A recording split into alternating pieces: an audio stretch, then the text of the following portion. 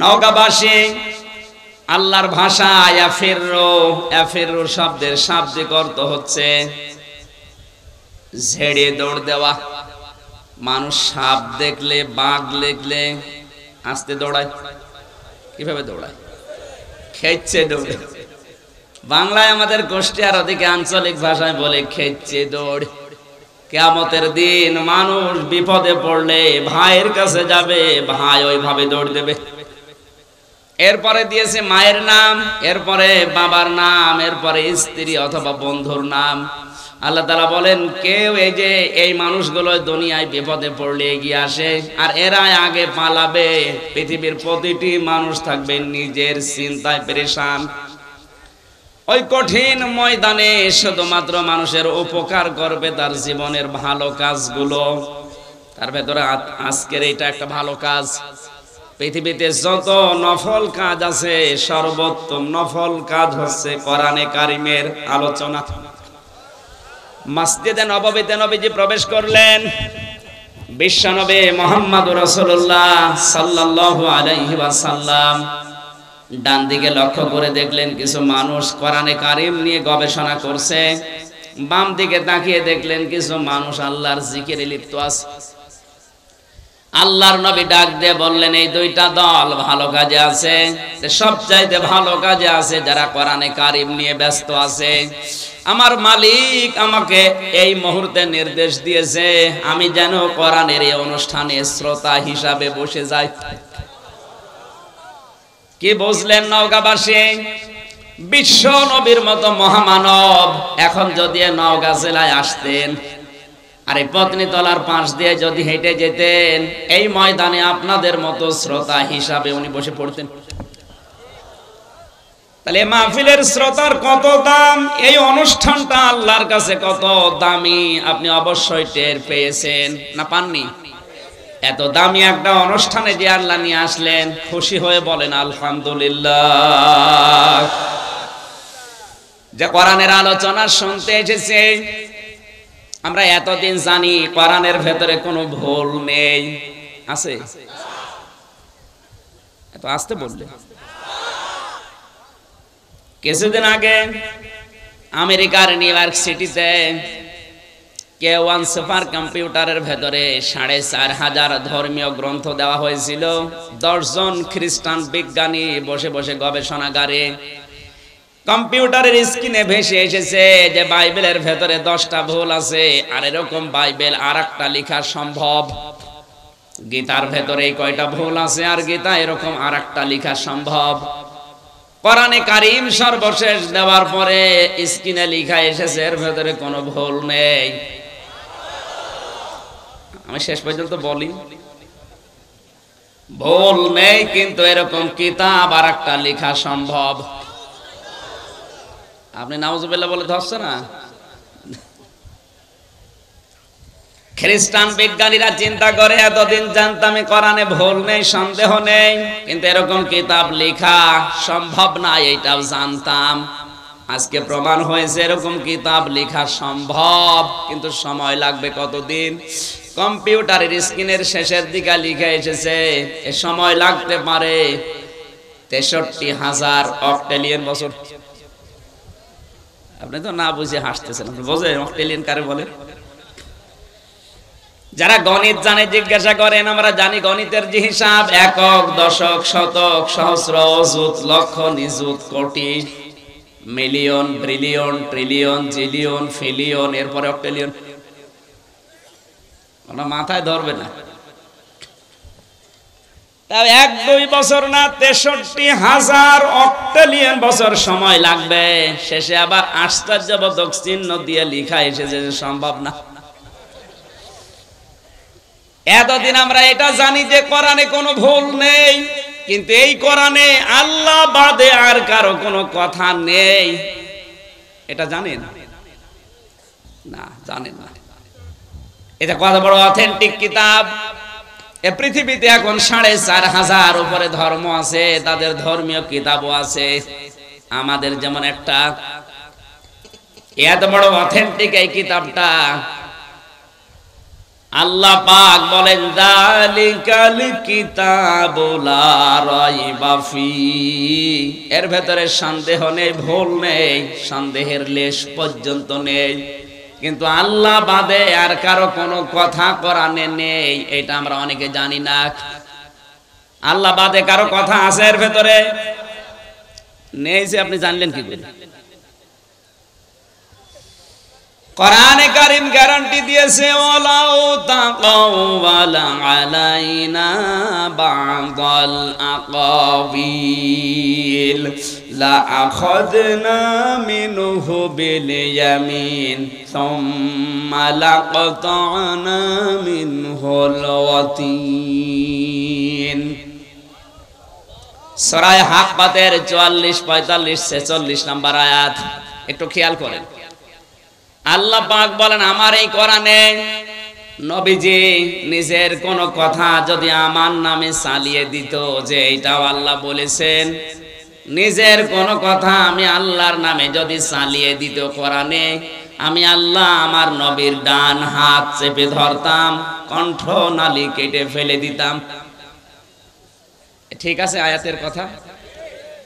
এখানে এত নড়াচড়া করা যাবে না ভাই, কেউ যেন না আসে। কথা বলছেন যে কথা বললাম ঠিক আছে না? এখানে আলেম নেই, আপনি আলেম না? আমি যে তাফসীর করলাম কি ঠিক আছে না? ঠিক নেই। তা আপনারা কি শুনছেন? আমি যদি ভুল বলি তো কিছুই বলবেন না। এই হুজুর বসে আছে, কি হুজুর? আমি কি বলছি আপনি একটু ভালো করে শোনেন। এই জন্যই তো বলছি নড়াচড়া করা যাবে না। এই কোরআনে যদি নবীজি নিজের কোন কথা আল্লাহর নামে চালিয়ে দিত, আল্লাহ তাআলা বলেন আমি নিজে আমার নবীর ডান হাত চেপে ধরতাম।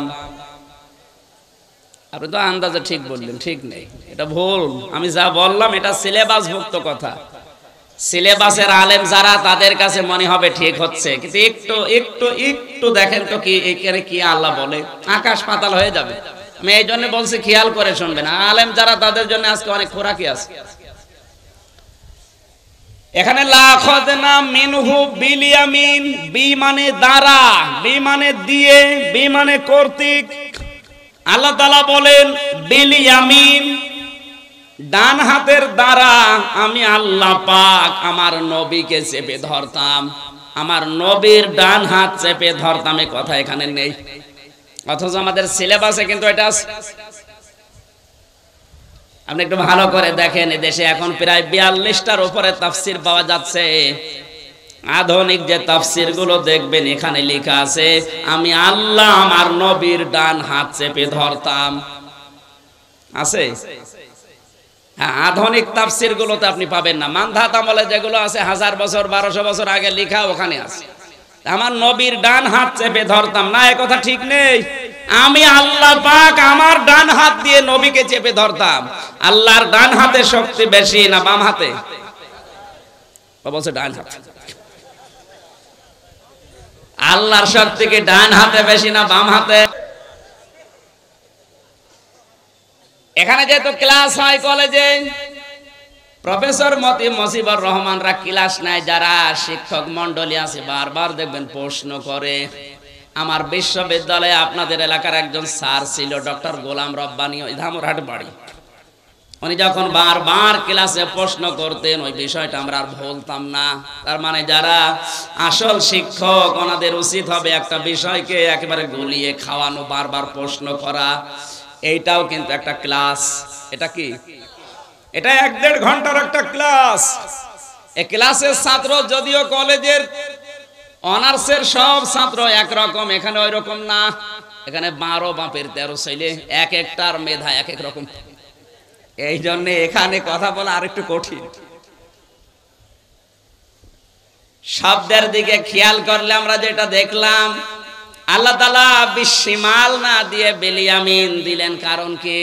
এই আয়াতের তাফসীর হয় দুইটা। এক নম্বরে আল্লাহ মিনহু বিলিয়ামিন দিয়ে শিমাল না দিয়ে বোঝাতে চেয়েছেন আমি আল্লাহ আসিয়া পৃথিবীতে ডানপন্থীদের সঙ্গে বামপন্থীদেরকে আমি আল্লাহ ঘৃণা করি। বাংলাদেশ সহ বিশ্বে যারা বামপন্থী রাজনীতি করেন যারা বামপন্থী বলে নিজেদেরকে পরিচয় দেন, আপনার দুনিয়ার সব কিছু থাকতে পারে, কান খুলে কথা শুনে রাখেন, আপনার মালিক আপনাকে ঘৃণা করে। কোরআনে কারিমে আল্লাহ তাআলা জানিয়েছেন, ওয়াসহাবুশ শিমালি মা আসহাবুশ শিমালি ফি সামুমি ওয়া হামিমি ওয়া যিল্লিম মিন ইয়াহমুম লা বারিদি ওয়ালা কারীম। আল্লাহ রাব্বুল আলামিন সূরা ওয়াকিয়ার ভেতরে জানিয়েছেন, যারা বামপন্থী এরা হতভাগ্য, এরা দুর্ভাগা, এদেরকে জাহান্নামে কিছু শাস্তি দেব, সেগুলোর ধরন আল্লাহ এখানে দিয়েছেন। নওগাঁবাসী বিবেক যদি থাকে, আপনি যদি বামপন্থী রাজনীতি করে আরো পরিচয় দেন আমি বাম, আপনি বাম হন আর রাম হন, আপনাকে আপনার মালিক যিনি ঘৃণা করে, অপছন্দ করে। আমরা যারা ডানপন্থী, আমাদের কিছু না থাক, এতটুকু ভরসা আমাদের মালিকের প্রতি, এতটুকু সান্ত্বনা আছে আমাদের মালিকের প্রতি যে আমাদের মালিক আমাদেরকে ভালোবাসেন। আল্লাহ রাব্বুল আলামিন বলেন, বামপন্থী যারা, এদেরকে আমি দোজখের খড়ি বানাবো, আগুন দিয়ে এদেরকে জ্বালাবো, স্থায়ী করে দেব। ওয়াল্লাযীনা কাফারু বিআয়াতিনা হুম আসহাবুল মাশআমা আলাইহিম নারুম মুসাদা। জোরে বলেন নাউযুবিল্লাহ। মিনহু বিল ইয়ামিন দেওয়ার কারণ এক নাম্বার এইটা, আল্লাহ ডানপন্থীদের ভালোবাসেন, পছন্দ করেন, বামপন্থীদেরকে ঘৃণা করেন, অপছন্দ করেন, এই জন্য মিনহু বিশিমাল দেয়নি। দুই নাম্বার তাফসীর হচ্ছে, পৃথিবীতে মানুষ যেটা দিলে বোঝে ভালো, আল্লাহ কিন্তু ওই বিষয়ের উদাহরণ কোরআনে দিয়েছেন। আমরা সচরাচর জানি আমাদের ডান হাতে শক্তি বেশি, বাম হাতে শক্তি, এই জবাব দেন না কেন? ডান হাতে কোনো বিষয় ধরলে শক্ত করে ধরা যায়, বাম হাত দিয়ে ধরলেও ধরা যায়, কিন্তু অত শক্ত করে না। আল্লাহ তাআলা বোঝাতে চেয়েছেন, বান্দা বান্দিরা, কোরআন এত অথেন্টিক, এত স্পেশাল কালাম, আমি আল্লাহ আমার নবীকে আমার ডান হাত দিয়ে, তার মানে নরম করে না, শক্ত করে ধরতাম। যদিও আমার ধরা এমনিতে শক্ত, আমার বাম হাতে কি আর ডান হাতে কি? ডান হাত দিয়ে ধরলে নরমে না শক্ত? আরো জোরে, শক্ত করে ধরে ফেলে শেষ করে দিতাম না। মানুষকে আপনি তাড়া দেবেন, দৌড়ানোর পরে যখন দাঁড়াবে দেখবেন হাঁফাবে, আর এই অবস্থায় কেউ যদি তাকে চেপে ধরে দেখবেন জহব্বা বের হয়ে যাবে। আল্লাহ এখানে গণাগণ দিয়েছেন, লাখাযনা মিনহু বিল ইয়ামিন সুম্মা লাকাতানা মিনহুল ওয়াতিন। আমার নবী যখন দাঁড়িয়ে আমি শক্ত করে ধরার পরে হাঁপিয়ে যেত, জহব্বা বের হয়ে যেত, যেটা দিয়ে কথা বলে, ওই কণ্ঠনালী আমি আল্লাহ তার জহব্বা পর্যন্ত কেটে ফেলে দিতাম। জোরে বলেন সুবহানাল্লাহ। নওগাঁবাসী এখানে নাউজুবিল্লাহ পড়ার কথা ছিল, সুবহানাল্লাহ কেন বললাম? যে নবীকে আল্লাহ পড়া কোরআনে কোনদিন নাম ধরে ডাকেননি। আপনি পড়া কোরআন শরীফ খুঁজে দেখবেন, কোন সময় নবীকে আল্লাহ নাম ধরে ডাক দেননি। যেখানেই নাম ধরেছেন সেখানে রিসালাতের ঘোষণা দিয়ে তার সম্মান আরো বাড়িয়ে দিয়েছেন। পড়া কোরআনে 25 জন নবীর নাম আমি পেয়েছি। এই 25 জন নবীকে আল্লাহ ছাত্রের মতো ডাক দিয়েছেন। এই শিক্ষক যখন ক্লাস নেয়, ক্লাসে দেখবেন ডাক দেয়, ইয়া ইব্রাহিম, ইয়া মুসা, এদিকে আসো। আর মুহাম্মাদুর রাসূলুল্লাহকে আল্লাহ পড়া কোরআনে ওইভাবে ডাক দেয়নি, ইয়া মুহাম্মদ। হ্যাঁ, মুহাম্মদ শব্দ বলার সঙ্গে সঙ্গে তার রিসালাতের ঘোষণা দিয়ে তার সম্মান যা ছিল আরো বাড়িয়ে দিয়েছেন। 4 জায়গায় আল্লাহ এই শব্দটা দিয়েছেন, মুহাম্মাদুর রাসূলুল্লাহ ওয়া মা মুহাম্মাদুন ইল্লা রাসূল। জোরে বলেন আল্লাহু আকবার। আমার মুসলমান ভাইরা, যেই নবীকে আল্লাহ কোনোদিন নাম ধরে পর্যন্ত ডাকলেন না, সেই নবীকে যদি বলে আপনাকে আমি ডান হাত দিয়ে চেপে ধরে কণ্ঠনালী কেটে ফেলে দিতাম, যদি কোরআনের ভেতরে আপনার নিজের কোনো কথা বানিয়ে বলতেন, তাহলে সে কিতাব কত অথেন্টিক এই আয়াত দ্বারা বোঝা যাচ্ছে। কথা বলেন ঠিক কিনা? এত বড় অথেন্টিক কিতাবের তাফসীর শোনার জন্য যারা বসেছি, আর একবার বলছি আলহামদুলিল্লাহ। দরুদ আর সালাম পাঠ করছি আমাদের নবী, মানবতার মহান শিক্ষক মুহাম্মদুর রাসূলুল্লাহ সাল্লাল্লাহু আলাইহি ওয়াসাল্লামের প্রতি। কোরআনে কারিমে আমার আল্লাহ নবী সম্পর্কে যত তথ্য দিয়েছেন, সব চাইতে বড় আশ্চর্য লেগেছে আমার কাছে সূরা হুজুরাতের 1, 2, 3 নম্বর আয়াত। আল্লাহ তাআলা বলেন, ইয়া আইয়ুহাল্লাযীনা আমানু লা তারফাউ আসওয়াতাকুম ফাওকা সাওতিন নাবিয়্যি ওয়ালা তাজহারু লাহু বিল কওলি কাজাহরি বা'দিকুম লিবা'দিন আন তাহবাতা আমালুকুম ওয়া আনতুম লা তাশউরুন। দিলের কান দিয়ে বোঝার নিয়তে শুনবেন, আমলের নিয়তে। দল মত আমাদের আলাদা থাকতেই পারে, কিন্তু কিয়ামতের দিন নবী যদি সুপারিশ না করে, আমির হামজা না, আব্দুল গাফফার না, আমার বাবাও জান্নাত পাবে না। এই কথা বলেন না কেন? এখানে আয়াতটা একটু ভালো করে খেয়াল করেন। সূরা হুজুরাত 2 নম্বর আয়াত। আল্লাহ তাআলা বলেন, ওহে যারা ঈমানের দাবি করো তাদেরকে বলছি, কখনো তোমাদের মুখের আওয়াজ যেন আমার রাসূলের মুখের আওয়াজের উপরে ওঠে না ওঠে। আমার রাসূলের কণ্ঠের উপরে যদি তোমাদের কোন কণ্ঠ কোনদিন উপরে ওঠে, পরস্পরে যেভাবে কথাবার্তা বলো, এইভাবে যদি আমার রাসূলের কথার উপরে তোমাদের গলার আওয়াজ চলে যায়, তোমাদের যত আমল ছিল দুনিয়ায় আমি আল্লাহ সব আমলগুলো ধ্বংস করে দেব, নষ্ট করে দেব। তোমরা টেরও পাবে না কখন তোমাদের আমল নষ্ট হয়ে তোমরা আমল শূন্য হয়ে গেছো। এই আয়াতটা নাযিল হওয়ার পর থেকে হযরতে ওমরের এত দারাজ কণ্ঠ ছিল, কিন্তু নবীজির সামনে আসলে কমপক্ষে 3 বার কথা না বলার পরে নবীজি তার কথা শুনতে পারতেন না। এত বড় দারাজ কণ্ঠের লোক যদি 3 বার বলার পরে নবীজি শুনতে পান, আমাদের কণ্ঠ কি আর আমাদের আওয়াজ কি? নবীজি এখন নেই, তার গলার উপরে আপনার আওয়াজ, তার মানে কি? এই শব্দের বাস্তব ব্যাখ্যা হবে, পৃথিবীতে নবী নেই কিন্তু নায়েবে নবী আছে। আল উলামা ওয়ারাসাতুল আম্বিয়া।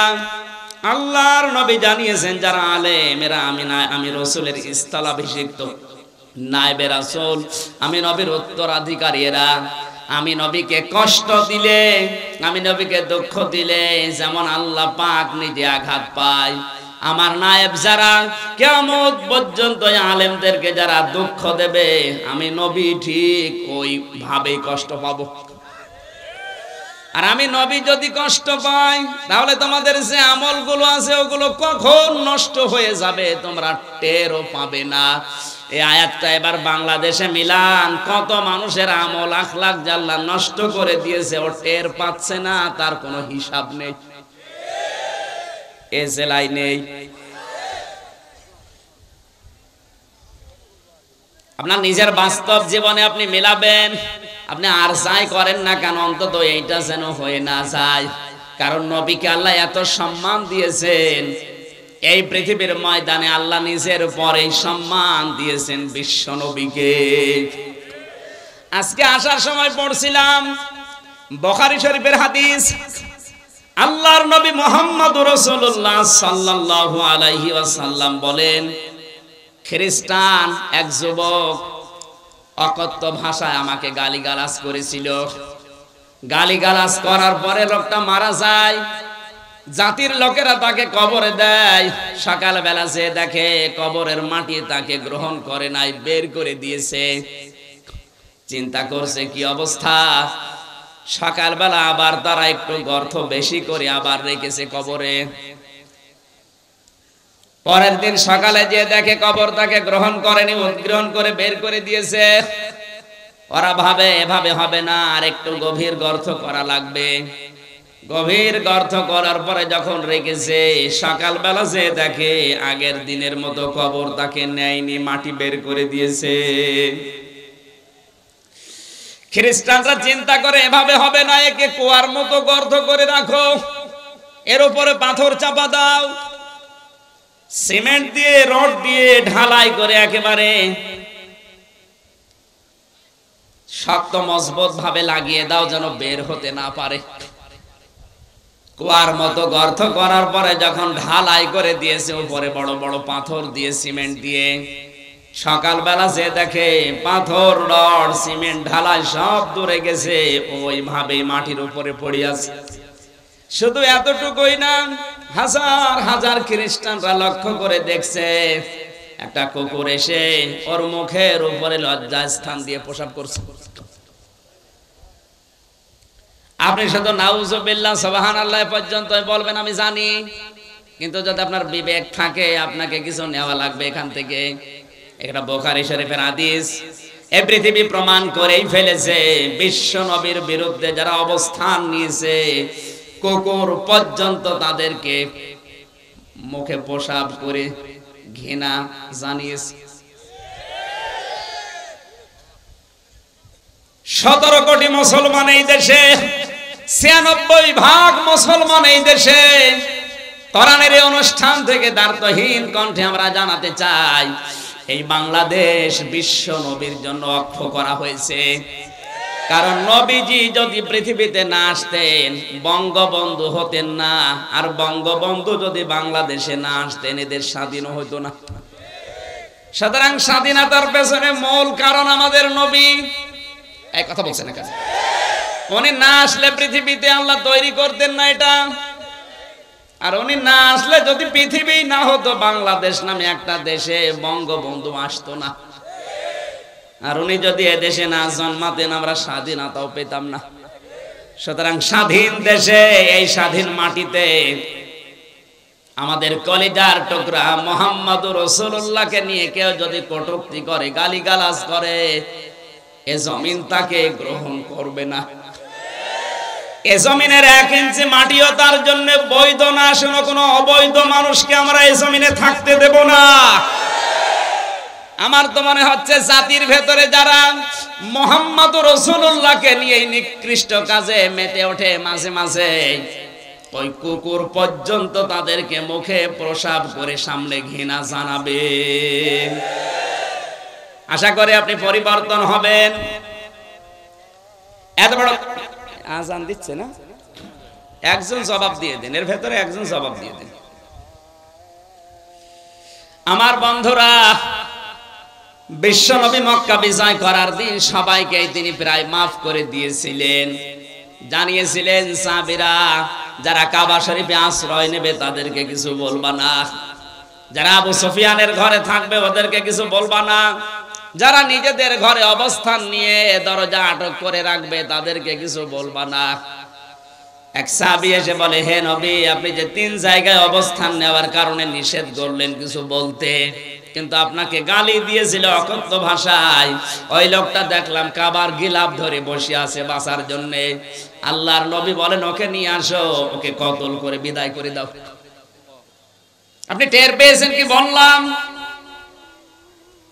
যাদের বিরুদ্ধে মাপের ঘোষণা দিলেন, যাদের পক্ষে, সেই লোকটা গালি দিয়েছিল রাসূলকে। এজন্য নবীজি বললেন, কাবার গিলাফ ধরে আছে তাদের করে নিয়ে আসো, ওকে হত্যা করে বিদায় করে দাও। দুনিয়ায় থাকার কোনো অধিকার তার নেই। বারবার এগুলো দেওয়া যাবে না, যারা দেবেন পরে দেবেন। আমার বন্ধুরা, আপনার বিবেক যদি থাকে, আপনি এখান থেকে আশা করছি কিছু নিয়ে যাবেন। আমাদের জননী প্রধানমন্ত্রী শেখ হাসিনা আজকে ঘোষণা দিয়েছেন, দাড়িওয়ালা টুপিওয়ালা মানুষ দেখে কেউ আজেবাজে মন্তব্য করবেন না। এই দাড়ি টুপি কি আমির হামজার? রাসূলের। কার? উনি রাসূলের প্রতি সম্মান দেখিয়েছেন। ওনার জীবনে যদি কিছু কবুল না হয়, অন্তত এই কথাটা কবুল হবে। কারণ বিশ্ব নবীর পক্ষে পৃথিবীতে যে যা করেছে আল্লাহ কাউকে মাহরুম করেন নাই, কিছু না কিছু দিয়েছেন। নবীজির আপন চাচা আবু লাহাব এই লোকটার মতো নবীকে কষ্ট দিয়েছে পৃথিবীতে আমি আর কাউকে পাইনি। কারণ তার পুরা জীবন পড়ে দেখেছি, সব চাইতে বেশি কষ্ট দেওয়ার কারণে আল্লাহ তার নাম ধরে একটা সূরা দিয়েছেন, সূরা লাহাব। কোন সূরা? আল্লাহ তাআলা বলেন তাব্বাত ইয়াদা আবি লাহাবি ওয়া তাব।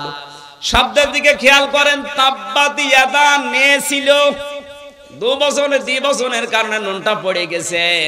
আল্লাহ তাআলা বলেন তাব্বাত ইয়াদা, ধ্বংস হয়ে যাক আবু লাহাবের 2 হাত, এবং সে নিজে, এবং সে ধ্বংস হয়েছে। শব্দের দিকে খেয়াল করলে দেখতে পেলাম আবু লাহাব নবীকে পাথর নিক্ষেপ করেছিল 1 হাত দিয়ে। কয় হাত?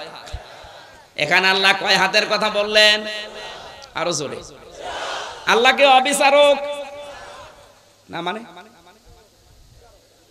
এখানে এদন না দিয়ে এদা দিলেন কেন? আপনি যদি এই মোবাইলটা এখন এভাবে নিক্ষেপ করেন, দেখবেন এই হাত দিয়ে যদিও জোরে নিক্ষেপ করবেন, এই হাত নড়াচড়া করবে। আসতে বলে আবু লাহাব পাথর ঠিক নবীর দিকে এভাবে নিক্ষেপ করেছিল, কিন্তু ওর এই হাত, এই বামটা নড়াচড়া করে শক্তি জুগিয়েছিল। আজ বাংলাদেশ সহ বিশ্বে যারা বিশ্ব নবীর আদর্শের বিপক্ষে আছেন, নবীওয়ালা মানুষগুলোর বিপক্ষে আছেন, আল্লাহর নবীকে নিয়ে যারা কটূক্তি করেন, বাবারও ক্ষমতা আপনার ছিল না যদি পেছন দরজা দিয়ে আপনাকে কেউ নাড়াচাড়া না দেয়। আপনাকে আহ্বান জানাচ্ছি, হয়তো ডান হাত দিয়ে অনেকে চেষ্টা চালাচ্ছে বিভিন্ন কায়দায়, আপনি যে রাঘব বোয়াল বাম হাত দিয়ে পেছন দরজা দিয়ে নাড়াচাড়া দিয়ে সাহস যোগাচ্ছেন, আল্লাহ পাক যদি আপনাকে ধরে, পেছন দরজায় যারা আছে তারাও ছাড় পাবেন না। আল্লাহ ইয়াদা শব্দ দিয়ে এটা জানিয়েছেন, আবু লাহাবের তো 1 হাত ধ্বংস করলে ওর শাস্তি হয়ে যেত, ওর ডান হাত ব্যবহার করে নবীকে কষ্ট দিয়েছে, বাম হাতটা আমি ধ্বংস করলাম এই কারণে, কারণ ওই হাত একটু নড়াচড়া করে সাহস জুগিয়েছিল, শক্তি জুগিয়েছিল। এতটুকুই না, ও যার উপরে ভর করে এই কাজ করত, ওর প্রভাব প্রতিপত্তি ছিল, টাকা পয়সা ছিল, এই কারণে আল্লাহ পরবর্তী আয়াতে দিয়েছেন মা গনানুহু মালুহু ওয়া মা কাসাব। যার উপরে নির্ভর করে নবীর বিরুদ্ধে অবস্থান নিয়েছো, তোমার ওই টাকা পয়সা কোনো কাজে আসবে না যেগুলো তুমি অর্জন করেছিলে। আবু লাহাব ওই সময় ছিল ওই দেশের ধর্মমন্ত্রী। কি ছিল? আসতে বলেন। ওর ধর্মমন্ত্রীকে পর্যন্ত আল্লাহ ছাড়েননি। অমা কাসাবা, সে যা অর্জন করেছিল, টাকা পয়সা, ক্ষমতা, প্রভাব প্রতিপত্তি, কার পেছনে লাগার কারণে? নবীজির। জোরে বলুন। আল্লাহ তো শেষ করতে পারতেন এই 2টা আয়াত দিয়ে। আল্লাহ তাআলা বলেন সায়াসলানা রংদাতালাহাব। এত রাগ আমার আল্লাহ, এত ঘৃণা তার উপরে প্রদর্শন করেছেন, এই 2টা আয়াত দিয়ে আল্লাহ এই সূরা শেষ করেননি। আল্লাহ সিন দিলেন, সিন সাউফা কদ লাম, এরকম 13টা শব্দ আছে আরবি গ্রামারে। কোন সেন্টেন্সের আগে যদি একটা আসে অর্থ হয় অতি তাড়াতাড়ি। আল্লাহ তাআলা বলেন অতি শীঘ্র ওকে আমি আল্লাহ জাহান্নামের অগ্নিশিখায় প্রবেশ করাবো, অমরাত এবং তার স্ত্রীকেও। প্রশ্ন আসতে পারে, তার স্ত্রীর দোষ কি নাকি? আবু লাহাবের স্ত্রীর 2টা দোষ ছিল। 1 নম্বরে নবীজির আপন চাচী সব সময় ঘরের কথাগুলো যা শুনতো ওগুলো বাইরে যে মানুষের কাছে প্রকাশ করে দিত। 2 নম্বরে নিজের স্বামীকে দিয়ে সব সময় নবীকে কি করে কষ্ট দেওয়া যায়, দুঃখ দেওয়া যায়, এই বুদ্ধি পরামর্শগুলো বাড়িতে বসে বসে স্বামীকে দিত। আজও বাংলাদেশে অনেকে টক শো করে, দেখবেন বসে বসে আল্লাহর নবীর বিরুদ্ধে কথা বলে, যারা আছে ওদেরকে আরো বলার জন্য উদ্বুদ্ধ করে। অত জোরে বলার দরকার নেই, আসতে বলে। আমার আমার তো মনে হচ্ছে আপনি আবু লাহাবের স্ত্রী উম্মে জামিল, এই মহিলার ছোট বোন। আসতে বলে, আবু লাহাবের স্ত্রীর সবচাইতে মারাত্মক অপরাধ দুনিয়ায় ছিল এই মহিলা তালাতালি করা ভালোবাসতো। তালাতালি বোঝেন? বোঝেন না? একজনের কথা আর একজনের কাছে লাগিয়ে সম্পর্ক নষ্ট করা, এটা তো এ নওগাঁয় নেই, আছে মানে এটা বেশি।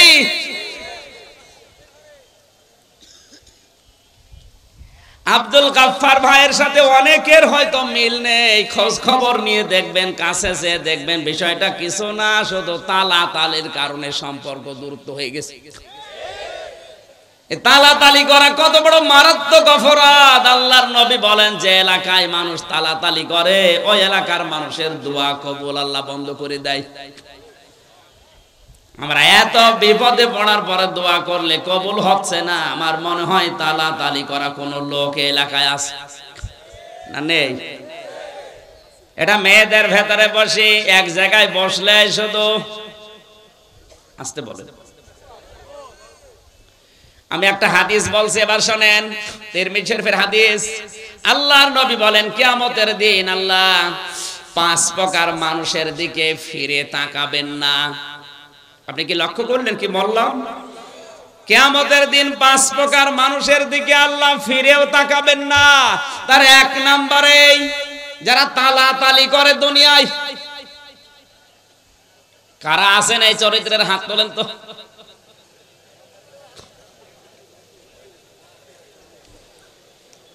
এই খেয়াল করেন, মুসা আলাইহিস সালামের জামানায় অনেকদিন বৃষ্টি বন্ধ ছিল। হযরতে মুসা উম্মতগুলোকে নিয়ে চাটিয়াল ময়দানে গেলেন, নামাজ পড়ার পরে দোয়া করলেন, আল্লাহ তুমি আমাদেরকে বৃষ্টি দাও। 3 বার মোনাজাত করার পরে বৃষ্টি হয় না। মুসা নবী রাগী নবী ছিলেন, তিনি রেগে গেলেন, ডাক দিয়ে বলে, রব্বুল আলামিন, এগুলো নয় আমার উম্মত, আমার মায়া লাগে, কিন্তু তোমার তো বান্দা, তোমার মায়া লাগে না। আল্লাহ তাআলা বলেন, মুসা মায়া লাগে, তো বৃষ্টি দাও না কেন? দেব না। তোমার বান্দা মায়া লাগে, তুমি নিজে বললে, তারপরও বৃষ্টি দেবা না মানে? বলছে দেব না, দেওয়াই লাগবে। আল্লাহ তাআলা বলেন, মুসা বৃষ্টি আমি দিতে পারি কিন্তু দেব না, কারণ যাদেরকে নিয়ে দোয়া করলে ওর ভেতরে নামিমা তালাতালি করা একজন মানুষ আছে, ওরে যতক্ষণ বের করে না দিবা ততক্ষণ দোয়া কবুল হবে না। হযরতে মুসা ডাক দিয়ে বলে, রব্বুল আলামিন, তুমি শুধু ওই লোকটার নাম বলো, দেখো কি করে ওর ঘাট ধরে বের করে দেব।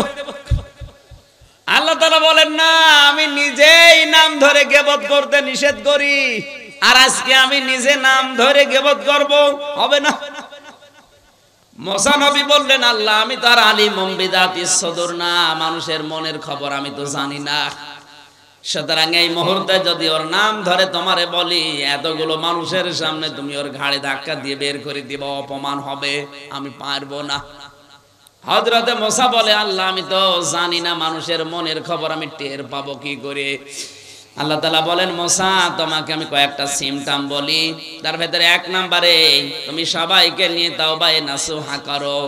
মন থেকে যদি সবাই তওবা করে, ওই লোকটাও তওবা করবে, আর যারা মন থেকে তওবা করে তাদেরকে আমি আল্লাহ বেগুনাহ ব্যক্তির মতো বানিয়ে দেই। সবাইকে নিয়ে তওবা করার পরে এবার মোনাজাত করলেন। মোনাজাত শেষ হতে দেরি, আমার আল্লাহ বৃষ্টি নাজিল করতে দেরি করলেন না। সুতরাং এখানে যদি কোনো তালাতালি করা, একের কথা অন্যের কাছে লাগানো, সম্পর্ক নষ্ট করা কোনো লোক থাকেন, আপনি চলে যান, নয়তো আজকের মাহফিল, আজকের মোনাজাত সব মাঠে মারা যাবে। চলে যান ভাই, দেখেন তো কেউ যাচ্ছে কিনা। যেটা যাবে বুঝবেন ওইটা ওই 2 নাম্বার না, এটা বাদ দেওয়া লাগবে। আমি হাসির খোরাকি দেয়নি, এটা বাদ দেওয়ার দরকার আছে না?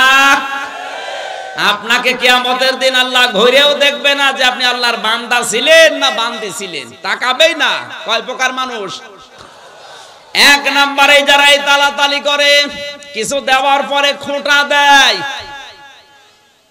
দুই নম্বরে যারা অহংকার করে টাকনুর নিচে কাপড় পরিধান করে, বিজ্ঞান এখন তথ্য দিয়েছে ১৫০০ বছর আগের এই হাদিসটা, মাস ফালা মিনাল কাবাইনি মিনাল ইজারি ফিন্নার, তোমার টাকনুর নিচে লুঙ্গি পায়জামা প্যান্ট দ্বারা যেগুলো ঢাকা থাকবে ওইটা জাহান্নামে না চলে জান্নাতে আসবে না। কেন বললেন? নবীজির এই কথাকে বিজ্ঞান পরীক্ষা করে দেখেছে, মানুষের এই টাকনুর নিচে যে ছোট্ট একটা রগ আছে ওটা খুব মোলায়েম, ওটা যদি বারবার, এটা মেয়েদের পুরুষের কিন্তু আবার আলাদা, পুরুষের ক্ষেত্রে এই জায়গাটা আলো বাতাস লাগা দরকার। এই যে রগটা যদি বারবার আপনার লুঙ্গি প্যান্ট পায়জামা দ্বারা বারবার ওখানে ঘর্ষণ লাগে, তাহলে প্যারালাইসিস হওয়ার অথবা ক্যান্সার হওয়ার সম্ভাবনা আছে। বিজ্ঞান এই ছোট্ট হাদিস গবেষণা করে অনেকে আজ মুসলমান হয়ে গেছে। আশা করছি আপনি এই হাদিসটা আমল করবেন, শুধু নামাজের সময় না, সব সময় না, নামাজের সময়। ৩ নম্বরে যারা বৃদ্ধ জিনাখোর, বুড়ো জিনাকারী, এটা এখন বাংলাদেশে দিন দিন বেড়ে যাচ্ছে। যুবক মানুষ নাকি খেপে গেলে তারে ঠেকানো যায় হাদিস কোরআন বলে, আর বুড়ো মানুষ খেপলে না করে বাঁশ মেরেও ঠেকানো যায় না। বাংলাদেশে আজ হাজারো জায়গা থেকে আমরা মেয়েদের কান্নার আওয়াজ পাচ্ছি, যাদের রুম থেকে কান্নার আওয়াজ আসে যুবক মানুষ না, দেখবেন বুড়ো মানুষ। আসতে বলেন। আজকে দিনাজপুরের ডিসির নাম বেরিয়েছে, জামালপুরের ডিসির কথা নয়, বাদই দিলাম। এগুলো কি যুবক না বুড়ো? আসতে বলেন। এই জন্য আমার যতটুকু ধারণা, আমার যতটুকু মনে হয়, এই দেশে যাদের সম্পদ আছে, ধনী মানুষ, ওর একটা বিয়ে করলে হবে না, ওর কমপক্ষে ৩-৪টা বিয়ে করা লাগবে, তাও হবে না। না, এদেশে যদিও সামাজিক অবস্থা এটা নেই, একটার বেশি 2টা বিয়ে করলে মানুষ উল্টা চোখে দেখে। কথা বলেন না কেন? আব্দুল গাফফার সাহেবকে আল্লাহ যা দিয়েছে, যে সম্পদ, যে ক্ষমতা, যে প্রভাব প্রতিপত্তি, একটা বিয়ের পরে যদি 2টা বিয়ে করে, আমরা অনেকেই মনে করব নষ্ট হয়ে গেছে। ওনার দ্বারা এখন কিন্তু একটা না, আমার মনে হয় একটা বউ থাকে ঢাকায় আর একটা নজিপুরে থাকা দরকার। এ কথা বলছেন না? আজ হাজারো ধনী মানুষের চরিত্রগুলো আপনি লক্ষ্য করে দেখবেন, এদের যে চরিত্র, কিয়ামতের দিন আল্লাহ এদের দিকে তাকাবে না, কারণ অধিকাংশ বুড়ো মানুষ জিনাখোর। 4 নম্বরে অহংকারী ফকির। ফকির আবার অহংকারী হয়? আছে। ফকির অহংকারী বলতে এখানে কি বুঝলেন হাদিস? এই ফকির মানে যারা ভিক্ষা করে এই ফকির না, এই ফকির হচ্ছে পৃথিবীর সব বান্দা বান্দি আমার আল্লাহর কাছে ফকির। এমন সময় কারেন্ট গেল, জেনারেটর নেই,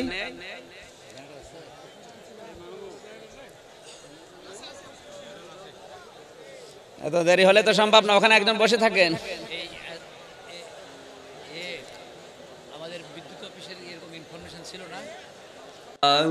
ইলাহা ইল্লাল্লাহ সুবহানাল্লাহ আলহামদুলিল্লাহ লা ইলাহা ইল্লাল্লাহ সুবহানাল্লাহ আলহামদুলিল্লাহ লা ইলাহা ইল্লাল্লাহ লা ইলাহা ইল্লাল্লাহ মুহাম্মাদুর রাসূলুল্লাহ। আমার ভাইরা, আল্লাহ রাব্বুল আলামিনের তুলনায় আমরা যারা পৃথিবীতে আছি, আল্লাহ বর্ণনা দিয়েছেন আল্লাহুল গনিয়্যু ওয়া আনতুমুল ফুকারা। হে পৃথিবীর মানুষেরা, আমি আল্লাহ শুধুমাত্র ধনী, তোরা সব ফকির। আল্লাহর তুলনায় আমরা কি? আরো জোরে। শুধু ফকির না, ফকিরের ঘরের ফকির। ফকির না আমরা? এই জন্য ফকির যারা আমরা, আমাদের অহংকার সাজে না। কি হনু রে, হনুমান হয়ে গেছে। অহংকার যাদের ভেতরে পয়দা হয় এটা দূর করা লাগবে, নয়তো কিয়ামতে আপনি আল্লাহর নজর পাবেন না। শেষ নাম্বারে আল্লাহর নবী বলেন কিয়ামতের ময়দানে ওই মানুষগুলোর দিকে আমার আল্লাহ তাকাবে না যারা, এটার বলার দরকার নেই, পৃথিবীতে যারা মিথ্যাবাদী প্রেসিডেন্ট, মিথ্যাবাদী যারা প্রধানমন্ত্রী, এদের দিকে আল্লাহ কিয়ামতের দিন তাকাবে না। এটা এই দেশে নেই, যে দেশে আছে ওই দেশে গেলে আমি বলবো। সুতরাং এই 5 প্রকার মানুষের নাম আমি হাদিসের ভেতরে পেয়েছি, তিরমিজি শরীফের হাদিস। আমরা যারা এর ভেতরে পড়ে না যাই, জোরে বলেন আমিন। আমার বন্ধুরা, তালাতালি করা লোক যারা আছেন চরিত্র পাল্টান।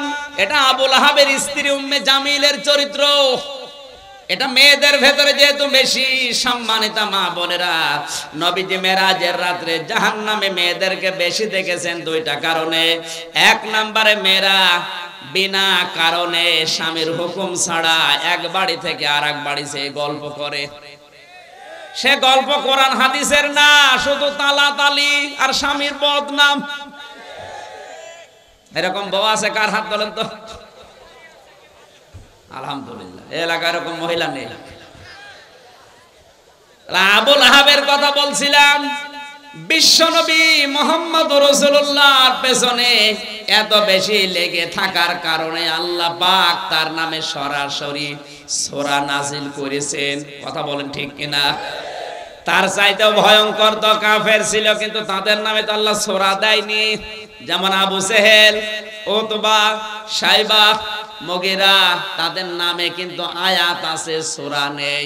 ওয়ালিদ ইবনে মুগীরার নামে একটা আয়াত আল্লাহ দিয়েছেন, সূরা কলমের 13 নম্বর আয়াত, উতুল্লিম বাদা যালিকা জানিম। এতটুকুই শেষ।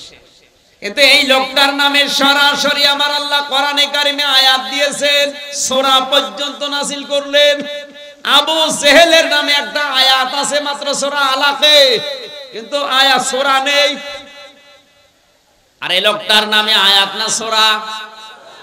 বলেন, এত বড় একটা সূরা আল্লাহ তার নাম দিয়ে, তার স্ত্রীর নাম দিয়ে নাযিল করলেন। তার মানে আল্লাহর কাছে আবু জেহেলের চাইতে আবু লাহাব আরো ঘৃণিত, নিকৃষ্ট। বলেন, অথচ এই লোকটা মারা যাওয়ার পর প্রত্যেক সোমবারের দিন শুধু এই 2টা আঙ্গুল, এই শাহাদত আঙ্গুল আর এই পাশেরটা মুখের ভেতরে নিয়ে একটু চষা মারে, ওর ভেতরে শরবত আমার আল্লাহ জারি করে দেয়। তাফসীরের কিতাবে দেখলাম কেন এত বড় অপরাধীকে আমার আল্লাহ এই শান্তি কেন দেয়।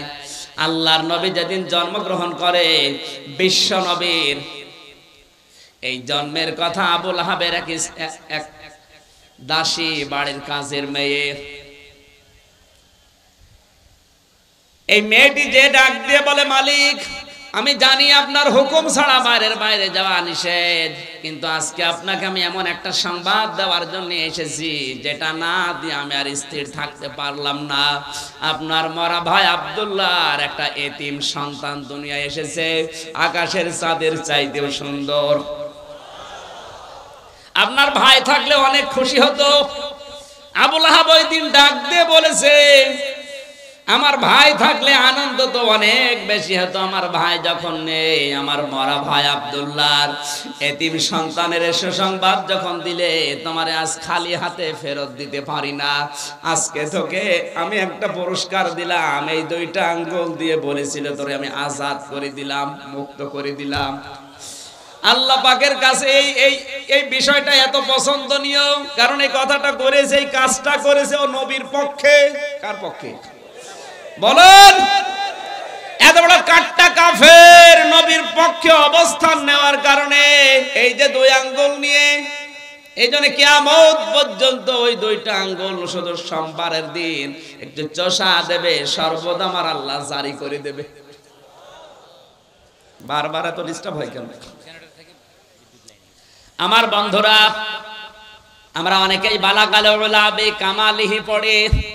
আমার তো মনে হয় অনেক মুসলমান এটাকে দরুদ শরীফ মনে করে পড়ে, অথচ এটা দরুদ না, এটা কোরআনেরও আয়াত না, হাদিসেও নেই, এটা একটা কবিতা। এটা কি বলেন না কেন? আমি বিশ্বের যতগুলো দেশ এবার ঘুরেছি, যতগুলো দেশ, আমি যতগুলো দেশে ঘুরলাম, সব দেশে কম বেশি এই বাক্যটা চলে, বালাগাল উলা বিকামালিহি কাশাফাত দুজা বিজামালিহি হাসনাত জামিউ খিসালিহি সাল্লু আলাইহি ওয়া আলিহি। তাও মানুষ এমনি এমনি পড়ে না, মহব্বত দিয়ে, ভালোবাসা দিয়ে, দরদ দিয়ে পড়ে। কেন? এটা কিন্তু নবীজি নিজে লেখেন নাই, সাহাবী লেখেন নাই, লিখেছেন শেখ সাদী রাহমাতুল্লাহ আলাইহি। সারাটা জীবন বিভিন্ন কবিতা লিখেছেন। 120 বছর তিনি হায়াত পেয়েছিলেন। 30 বছর একাধারে তিনি ছোটবেলা থেকে জ্ঞান অর্জন করেছিলেন। বাকি 30 বছর তিনি ওই জ্ঞানকে বিতরণ করেছিলেন। বাকি 30 বছর তিনি বিভিন্ন দেশে সফর করেছিলেন। বাকি জীবনের শেষ 30 বছর তিনি হাজারো বই লিখেছিলেন।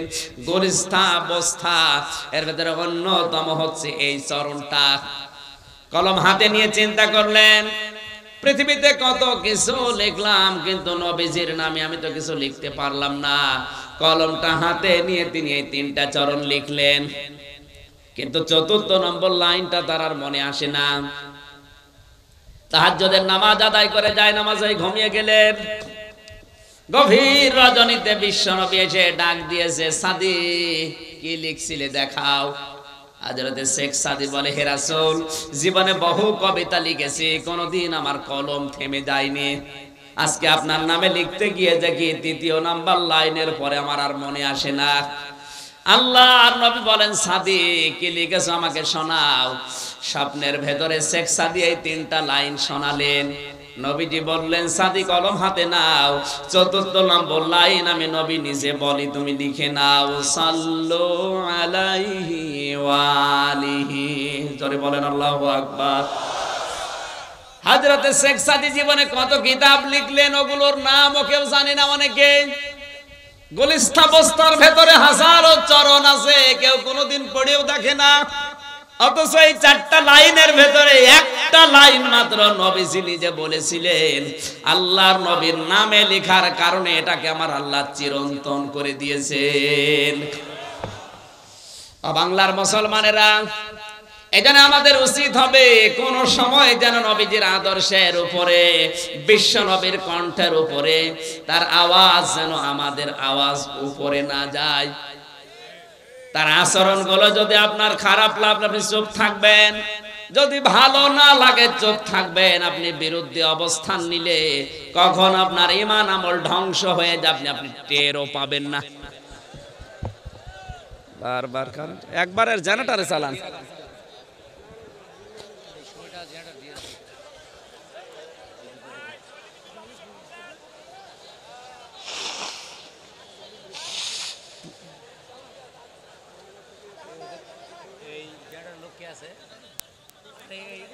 অবশেষে সময়টা জেনারেটর অফ করে না। সুবহানাল্লাহ আলহামদুলিল্লাহ লা ইলাহা ইল্লাল্লাহ আলহামদুলিল্লাহ লা ইলাহা ইল্লাল্লাহ লা ইলাহা ইল্লাল্লাহ মুহাম্মাদুর রাসূলুল্লাহ সাল্লাল্লাহু আলাইহি ওয়াসাল্লাম। আমার ভাইরা, 6666টি আয়াত থেকে কোরআনে কারীমের সূরা তাওবার 72 নাম্বার একটা মাত্র আয়াত আমরা পড়েছি। পড়া কোরআনে আমার আল্লাহ তার মুমিন বান্দা বান্দীদের সাথে 25টি ওয়াদা নিজে করেছেন। কয়টা? আরো জোরে। এই 25টা ওয়াদার প্রথম নাম্বার ওয়াদা আল্লাহ তার মুমিন বান্দা বান্দীদের সাথে যেটা করলেন সেটা হচ্ছে তিনি মুমিন বান্দা বান্দীদেরকে জান্নাত দেবেন। আরো আসতে বলেন। এখানে ওয়াদা করছেন কে? কোথায়? কোরআনে। জোরে বলেন। কয়টা? এই একটা বললাম নাম, তিনি তার মুমিন বান্দা বান্দীদেরকে জান্নাত দেবেন, এই ওয়াদা আল্লাহ কোরআনে করলেন। যিনি ওয়াদা করছেন উনি আমাদের মতো না যে সকালে এক কথা বিকালে এক কথা। কথা বলেন না কেন? আল্লাহ তাআলা বলেন ইন্নাল্লাহা লা ইখলিফুল মিয়াদ, আমি যদি একবার কোনো বিষয় ওয়াদা করি তামাম দুনিয়া উল্টিয়ে যাবে, আমার ওয়াদা ভঙ্গ হবে না। আর ওয়াদা করেছেন যেখানে, একে যেমন তেমন কিতাব, কত অথেন্টিক আপনাকে আমি আগেই বলেছি। কয়টা ওয়াদা? আজকের যে ওয়াদা প্রথম নম্বরে আল্লাহ তার মুমিন বান্দা বান্দীদের জান্নাত দেবেন। জান্নাত কিন্তু সবাইকে দেবেন না, দেবেন তার মুমিন বান্দা বান্দীদের। কথা বললেন না কেন? এবার আসেন তো, আমার আল্লাহ ওয়াদা দিচ্ছেন কাদের সাথে? মুমিন কারা? ইন্নাল্লাহা আশতারা মিনাল মুমিনিনা আনফুসাহুম ওয়া আমওয়ালাহুম বিআন্না লাহুমুল জান্নাহ। সূরা তাওবা 111 নম্বর আয়াতে আল্লাহ তাআলা বলেন, অবশ্যই আমি আল্লাহ ক্রয় করে নিয়েছি আমার মুমিন বান্দা বান্দীদের কাছ থেকে তাদের জান আর মাল বিনিময়ে তাদেরকে আমি আল্লাহ জান্নাত দিয়ে দিয়েছি। একটু খেয়াল করে শোনা লাগবে। জন্মের পর থেকে আপনি আয়াত শুনেছেন আমি জানি, কিন্তু এর ভেতরে তথ্য আছে। এখানে সরাসরি ক্রেতাকে, এই জবান খোলেন না কেন? জোরে বলুন। বিক্রেতা আমরা বললে হবে না, এখানে আল্লাহ পাক সবার কাছ থেকে কিনতে চান না। ইশতারা মিনাল মুমিনিনা, যারা মুমিন। এখন এই মুমিন কারা? আল্লাহর নবী বলেন মুমিন তো ওই লোকটা যার হাতের দ্বারা আর মুখের দ্বারা পৃথিবীর মানুষ শান্তিতে থাকে। এখানে হাত মানে শুধু এই হাত না, আল মুসলিমু মান সালিমাল মুসলিমুনা মিন লিসানিহি ওয়া ইয়াদিহি। এই লিসান মানে শুধুমাত্র এই মুখ না, ইয়াদুন মানে শুধুমাত্র এই হাত না। ইয়াদুনের ব্যাখ্যায় আমি পেয়েছি, ইয়াদুন মানে ক্ষমতার হাত, ইয়াদুন মানে আইনের হাত, ইয়াদুন মানে প্রভাব প্রতিপত্তির হাত, ইয়াদুন মানে টাকা পয়সার হাত। এই সমস্ত হাতের দ্বারা, মুখ মানে শুধুমাত্র এই ছোট্ট গর্ত, এই মুখ না। আপনার হাজারো মুখ থাকতে পারে, আপনার একটা ইশারায় হাজারো লাশ দুনিয়ায় পড়ে যেতে পারে। আপনি যেটা দিয়ে ইশারা দিয়েছেন মুখ দিয়ে, ওইটাও মুখ। আপনার হাতের দ্বারা প্রভাব প্রতিপত্তির হাত, ক্ষমতার হাত, আইনের হাত, টাকা পয়সার হাত, আপনার শরীরের হাত হতে পারে। এই হাতের দ্বারা, মুখের দ্বারা যদি পৃথিবীর কোনো মানুষ আতঙ্কে থাকে, অশান্তিতে থাকে, আপনি আর যাই কিছু করেন না কেন এখনো মুমিন হতে পারেননি। এটা বাংলাদেশে হাদিসটা মিলান তো, এদেশে এখন মুমিন বেশি না কম? কম মানে নেই।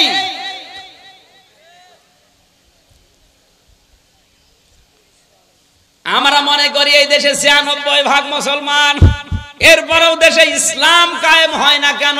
না, আমার দাদা বলছিলেন 96% না, বাংলাদেশে যেই দিন 51% মুসলমান আল্লাহর ঘোষণা অনুযায়ী তৈরি হবে, ওই দেশে ইসলাম কায়েম হতে 16 ঘন্টাও সময় লাগবে না।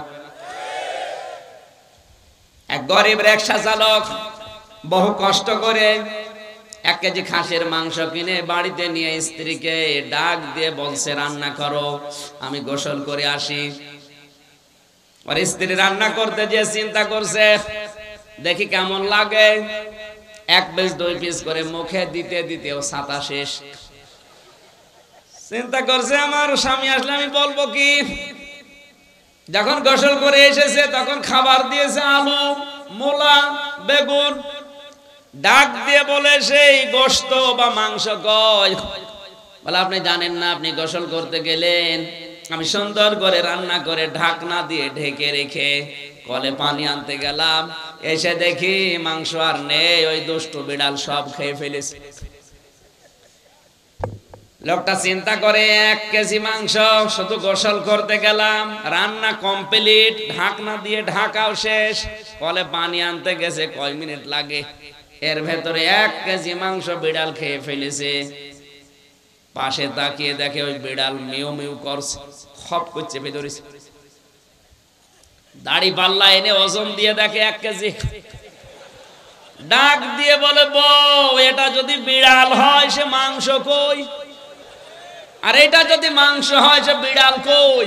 কারণ এই বিড়াল যদি 1 কেজি মাংস খায় এর ওজন হবে 2 কেজি। এক কথা বলে না কেন?